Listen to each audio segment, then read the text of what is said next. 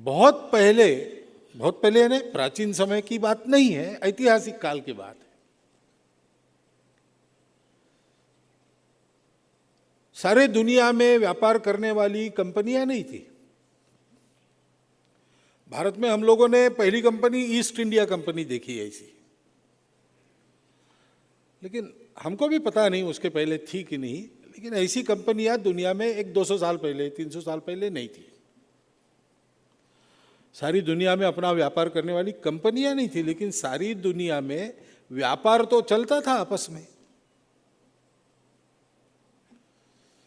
भारत से व्यापार, यूरोप से व्यापार, चीन से व्यापार, जापान से व्यापार, तो उसको तो कुछ शताब्दियों का इतिहास है उसका।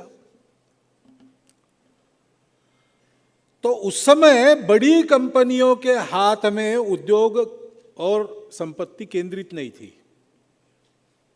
छोटे छोटे उद्योग रहते थे, कारीगर रहते थे, उनका नाम होता था। अब उस कालखंड का और इस बड़े कंपनियों के हाथ में संपत्ति केंद्रित होना, आर्थिक सत्ता केंद्रित होना, ये जब देखते हैं तब ध्यान में आता है कि आर्थिक स्वतंत्रता अगर वास्तव में सबको मिलनी है तो उसकी पहली शर्त है कि प्रत्येक व्यक्ति स्वावलंबी होना चाहिए, नहीं तो उसको आर्थिक स्वतंत्रता का लाभ ही नहीं होगा। जो स्वावलंबी नहीं है वो स्वतंत्र नहीं होता है। और अधिकाधिक लोगों को आर्थिक स्वावलंबन प्राप्त करा देने की क्षमता किसकी है? तो ये उद्यमिता की क्षमता है, उद्यमिता की प्रवृत्ति की क्षमता है। और उद्यमिता की प्रवृत्ति जब सार्वत्रिक हो जाती है तो बड़े बड़े कारपोरेशंस उसको न्याय नहीं दे सकते।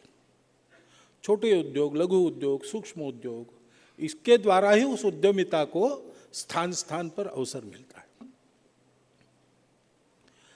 यानी अगर मनुष्य मात्र के आर्थिक स्वतंत्रता का भी हम विचार करें तो उसके लिए इन उद्योगों की आवश्यकता है। ये उद्योग जितने बढ़ेंगे उतने मनुष्य आर्थिक दृष्टि से स्वतंत्र रहेगा।